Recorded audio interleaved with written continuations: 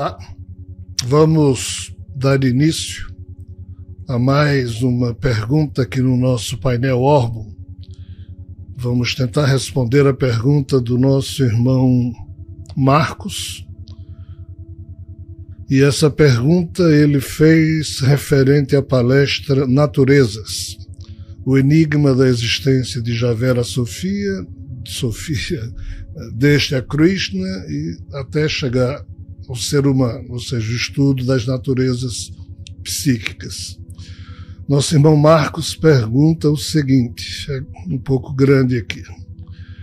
Essa consciência absolutamente perturbadora da vida, da criação e do Criador, pode produzir, num primeiro momento, principalmente para alguns de nós, já muito perturbados pelas circunstâncias indignas de dor e sofrimento, uma indignação e, consequentemente, um niilismo que impele, muitas vezes, inclusive, à finalização da própria vida? Quais as consequências de um ser humano que razoavelmente buscou sempre a verdade, a compreensão e a tentativa de ser ético e digno diante desse vexame existencial, terminar com a própria vida? Qual o possível destino desse ser? O nosso irmão Marcos, uma pergunta muito bem entabulada, nos questiona então sobre a finalização antecipada da vida, sobre um ato de desespero que uma pessoa boa, maravilhosa, normal, como todos nós, ou a média de todos nós, termina se indignando a tal ponto que, no desespero, resolve finalizar a si mesmo. Isso é bom ou ruim? Isso é horroroso. Se a vida tem seus temperos complicados, mais complicado ainda se torna uma péssima finalização ao processo que chamamos ou entendemos de vida biológica. Nós não percebemos isso direito, mas a questão aqui tem a ver com o fato de que o processo biológico, ele não existe sozinho, ele existe dentro de um mundo, dentro de uma dimensão, e algo de fora dessa dimensão, ou seja, algo de fora da Matrix, esse algo é que dá energia para as coisas aqui dentro dessa realidade simulada, dessa Matrix, possa funcionar. E essa coisa aqui dentro que a gente chama a nossa realidade tem coisas aparentemente mortas e coisas aparentemente vivas. O que é uma coisa aparentemente morta? É o que a química chama de química inorgânica. E a coisa viva seria a coisa orgânica, corpos vivos construídos a partir do carbono. Então, assim, essa coisa viva dentro da Matrix ou da faixa de realidade que a gente vive, ela precisa estar ligada a uma força espiritual, uma fonte espiritual. E aqui entra o que no Mentalma, eu vou dizer a palavra, vai parecer exagero, mas não é. Desesperadamente, a gente tem tentado semear reflexão sobre a importância das sensações que um ser humano sente. Por quê? Porque entre a coisa viva, que é o seu corpo, e o cérebro, do corpo físico, biológico, deixando bem claro que nós humanos ostentamos, entre esse nosso corpo e a consciência do espírito que nos anima, que está lá fora, vamos assim dizer, a corrente, a conexão, o vínculo que existe se dá no âmbito da linguagem quântica que une tudo num só instante. Já que a linguagem quântica ela é atemporal, ela é não local, ela acontece semagiograficamente, ou seja, instantaneamente. E o que é que instantaneamente existe sempre, ligando o eu humano ao eu espiritual? É a sensação que o eu humano sente. A sensação que o eu espiritual sente não influencia muito do eu humano, não. O eu humano é levado pelas circunstâncias, por isso que ele é chamado um eu epifenomenológico, é um epifenômeno da existência corporal. Ele surge pelo fato de existir vida biológica. Esse eu aqui, ainda que transitório, primário, ele, pela pulsação muito mais forte que ele tem, ele comanda, entre aspas, ele prevalece sobre o eu espiritual. Então, quando um corpo físico morre, a sensação que o eu desse corpo físico sente na hora em que, enquanto que o corpo físico está vivo, será a mesmíssima sensação que ele vai sentir na transição, o que implica dizer que o espírito que o anima terá que receber a sensação do seu eu humano. Mas se este eu humano morre mal, esse espírito vai ter que lidar com o fato de que o eu humano dele passou pela chamada morte corporal, mas se esse eu humano veio viciado em muitas sensações complicadas, isso tudo vai sobrar para o espírito administrar na espiritualidade. E o ridículo ou terrível para o espírito é que na espiritualidade não tem os apetites grosseiros e primitivos que um corpo material biológico tem. Isso é horrível. Agora, pior ainda é se esse eu humano der cabo da sua própria vida, sentindo um momento de desespero. Então, no ato de desespero de tirar a própria vida, esse eu vai colecionar exatamente a sensação última, que é a do ato desesperado, que associa não só o sentimento de desespero ao conjunto das dores, do infortúnio, de inquietação, que a dor física biológica promove, que é inevitavelmente apropriado, memorizado pelo eu, e este eu vai ser o eu do espírito, ou seja, o espírito vai sofrer inevitavelmente tudo o que o eu humano dele, que acabou de encerrar sua vida, no exemplo, sente. E qual é o problema? É que não há remédio para isso. Não há farmacopeia espiritual. Tipo o que acontece aqui com a gente. Estou com uma dor de cabeça, tomo um comprimido. Mas por que você está com dor de cabeça? Por tal coisa. Então, a dor de cabeça é só uma consequência. O comprimido que a gente toma resolve a consequência, mas se a causa não for tratada, de vez em quando a dor de cabeça volta. Nós, humanos, lidamos com essa perspectiva. Mas os nossos irmãos da espiritualidade, não. Lá não há transformação. Na espiritualidade não tem como existir transformação, pelo menos nos níveis que envolvem a vida na Terra. O assunto é mais complexo, mas vamos entender assim por enquanto. Tudo que pode acontecer na espiritualidade é a sensação horrorosa que o espírito passa a sentir como herança do eu humano que teve. Essa sensação vai diminuindo, mas ela não se transforma, ela sempre vai doer no eu espiritual.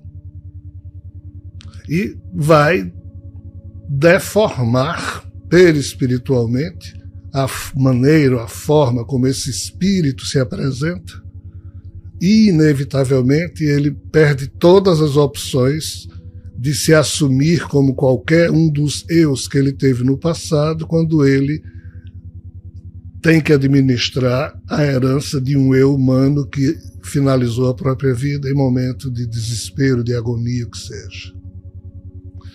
Portanto, é horroroso para o espírito o ato de finalização antecipada da vida, mas é horroroso por quê? Prestem bem atenção no que eu vou dizer. Por causa da sensação. Ah, Rogério, então se você está dizendo, ou dando ênfase a que a gente preste atenção à sensação, é porque se alguém finaliza a vida movido por uma sensação de honra, sim, é isso que eu estou dizendo. Ao longo da história humana, o ato da morte ou de morrer não foi tratado o tempo inteiro com os valores que hoje caracterizam a maneira como nós, homens e mulheres pós-modernos, achamos que isso deva ser tratado.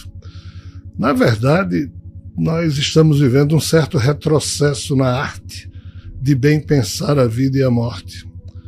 Nós estamos indo para trás em termos de progresso no campo da saúde mental, da psicologia. Nós chegamos a um ponto tal de decadência que sempre estamos escolhendo não as melhores opções da vida, mas as piores, e principalmente quando escolhemos alguém para nos representar ou comandar. Aí ferrou, mas pouco importa. Nós humanos temos a chave, ou temos todas as chaves enquanto vida tivermos, vida biológica, transitória, sem importância, seja o que for. Mas, mesmo sendo sem importância, a vida humana dá ao psiquismo do ser humano as chaves do tipo de vida que esse ser humano vai ter, do tipo de transição que ele poderá ter e de como ele adentra o mundo espiritual e oferta ou dá para o espírito que o anima o conjunto das sensações ou o álbum memorial de suas experiências sensoriais ao longo de uma vida biológica. Então, sim, é possível o eu humano, tipo os samurais do Japão, dentro de uma cultura em que diversos tipos de postura consciencial estavam relacionadas com posturas políticas e também relacionadas com títulos de nobreza existencial e ou imperial. Então, se na cultura hindu, quando um marajá, nos tempos antigos, perdia uma guerra, e no código desses marajás, o marajá que perdia, ele, sua família e tudo que pertence ao seu império é absolutamente destroçado e dominado pelo vencedor nos moldes em que este quiser. A coisa atingia uma loucura tão grande que o próprio marajá retirava a vida de todos os seres que ele amava e a dele, porque era menos sofrimento. Ah, mas o nome disso é tirar a vida, é complicado. É. Mas o que é que na espiritualidade se percebe? Em casos extremos assim, há sempre atenuantes. E vejam, aqui matou vários e encerrou a própria vida para poupar esses vários de sofrer e de ter que fazer o que ele mesmo teve que fazer consigo mesmo. Então, é um ato heróico se observado sob essa perspectiva. O que é que eu estou querendo dizer? Que nada é tão simples assim. Então nós hoje queremos definições simples e respostas rápidas para questões complexas.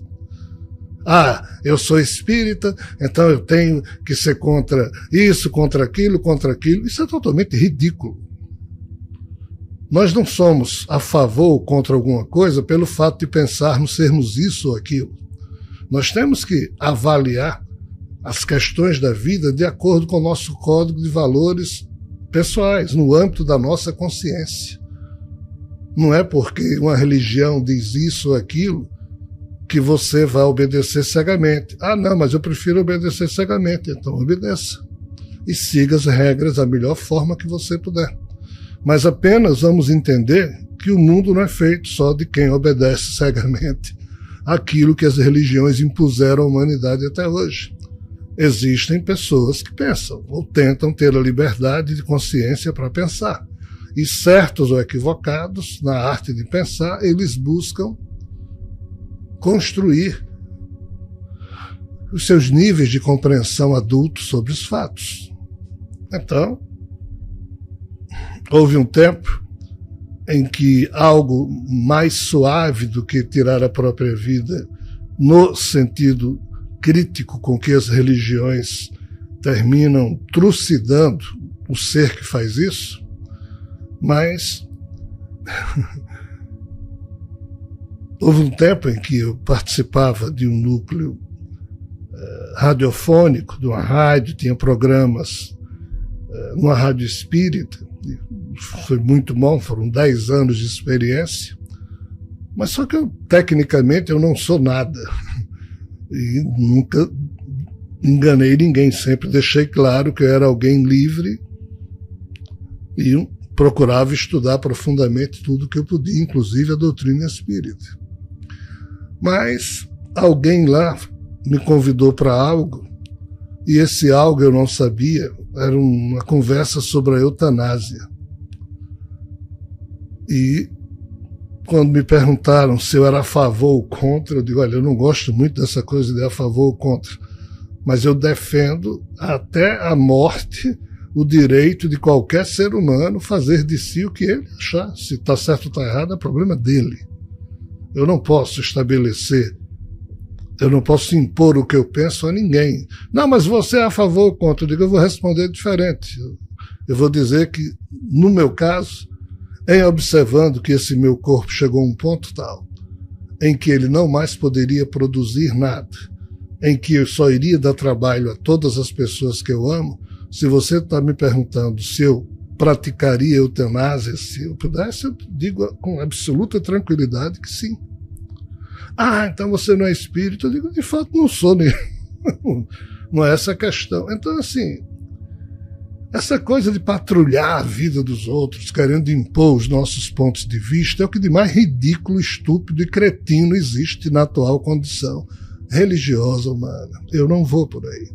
Eu respeito todas as opiniões, não aceito nenhuma imposição, não aplaudo nenhum patrulhamento e cabe ao ser humano definir-se frente à vida e frente à morte.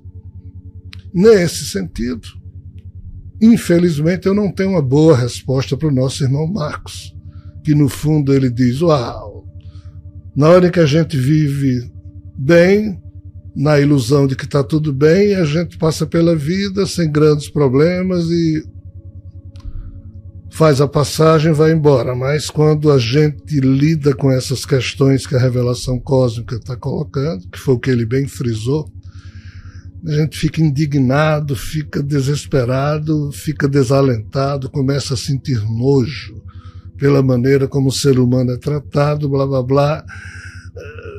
Mesmo assim, se essa pessoa resolver dar cabo da própria vida, ela se ferra no mundo espiritual, esse é o problema, se ferra. Porque nem o próprio mundo espiritual, entre aspas, age de forma digna para com a vida humana. O mundo espiritual age em cima da agenda que cada espírito promove para criar novos eus que resolvam os problemas acumulados naquilo que a gente chama Sanchita Karma de cada consciência particularizada. O que implica dizer que os espíritos fazem um favor divino a esses códigos podres com os quais todos eles foram inoculados, códigos podres esses advindos da falência de um ser que, entendo caído na própria obra, não pôde evoluir, então repassou a sua doença, criou outros seres, ou seja, repassou a sua doença para esses outros seres, para que eles evoluíssem e assim encontrar uma solução para os problemas dos seus códigos existenciais apodrecidos. E cada ser humano é uma cobaia desse processo, e o espírito que anima essa cobaia é quem criou essa cobaia. Então o espírito faz o jogo sujo de promover a vida biológica para dar vida aos códigos biológicos apodrecidos do Criador caído. Isso é ético? Não, não é. Todas as mitologias falam isso. Isso é tão absurdo que as religiões nem aceitam que isso possa ser verdade. Por quê? porque desmancha toda a crença fácil, toda a crença infantilizada, toda a crença que, infelizmente, fomos carimbados com ela, nos apequenando, nos impedindo de pensar, fazendo com que a gente obedeça cegamente ao mais forte do momento. Então, concluindo, não é uma boa coisa dar cabo da própria vida em nenhuma circunstância. Mas, dependendo de como o ser humano saiba conduzir-se de novo frente à vida e frente àquilo que a gente chama de morte, cabe a esse ser humano definir-se. O triste da história, respondendo agora de forma conclusiva a pergunta do nosso irmão Marcos, é que quando a gente olha para o abismo, a gente apenas está olhando para o abismo. Mas quando o abismo olha de volta para a gente e a gente não consegue mais tirar os olhos da análise profunda da ausência de luz de um abismo, quando a escuridão toma conta de tudo, muitos humanos, nesse ponto, não dão cabo da sua própria vida, mas simplesmente enlouquecem. Enlouquecem, isso atinge a saúde mental deles. Nós escapamos disso fazendo vista grossa para os fatos ou tirando a nossa vista de algo desagradável. Mas quando um ser humano encara aquilo desagradável o tempo todo para tentar entender, é quando o abismo olha para o ser humano e o traga. E o pior, ninguém ajuda. Não há, entre aspas, um Deus protegendo ninguém. Quem faz isso paga um preço alto. Homens e mulheres formidáveis, tipo Nietzsche, que morreu mal porque pensou demais, foi muito a fundo nas questões. Um Schopenhauer, muito a fundo na questão do sofrimento humano também, ou seja, o preço a ser pago por aqueles que pensam, por aqueles que têm liberdade de consciência, é sempre um pouco alto. Então quer dizer que quem obedece cegamente não tem preço a pagar. O pior é que aparentemente não tem. Isso engana muitos. Mas quem obedece cegamente chega onde o rebanho costuma chegar. Infelizmente, os que lutam pela liberdade de consciência têm que dar conta de si mesmo e conduzir-se frente aos bons momentos e aos momentos complicados. Há um preço a ser pago, sim, pela liberdade de consciência. É com cada um. Recentemente, nós estamos falando aqui no mês de julho do ano 2025, recentemente eu assisti um filme maravilhoso chamado Uma Bela Vida. É um filme francês que fala da história de um médico que se encontra com um filósofo e ambos vão estudar os chamados cuidados paliativos que esse médico, era sua profissão, cuidar de pacientes desenganados.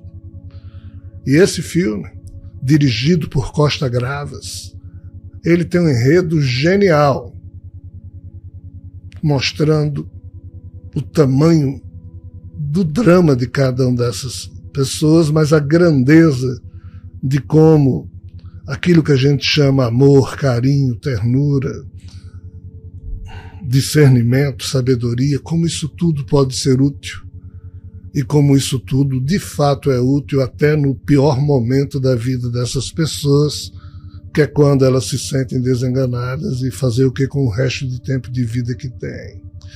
Só a mentalidade europeia e um diretor como Costa Gravas para produzir um filme sensível como aquele. Porque se aquilo fosse uma produção hollywoodiana, era choro do início ao fim, era confusão, mas não é isso. O tema é tratado de uma forma absolutamente delicada e sofisticada. Então, se você gosta, ou se você é alguém que se esforça por estudar os temas mais profundos da vida, tipo a pergunta do nosso irmão Marcos e outros assuntos adjacentes, periféricos a esse tema, não deixe de ver esse filme, Uma Bela Vida, de Costa Gravas. Fica aí, portanto, essas sementes para vocês refletirem. Espero ter sido útil de alguma maneira frente à pergunta profunda e muito bem tabulada pelo nosso irmão Marcos. E até uma próxima oportunidade no nosso painel Orbo. E aí, gostou desse conteúdo? Então não esquece de deixar seu like, se inscrever no canal e ativar o sininho para não perder nossos próximos vídeos sobre desenvolvimento espiritual e consciência. Compartilhe com alguém que também está nessa jornada de transformação.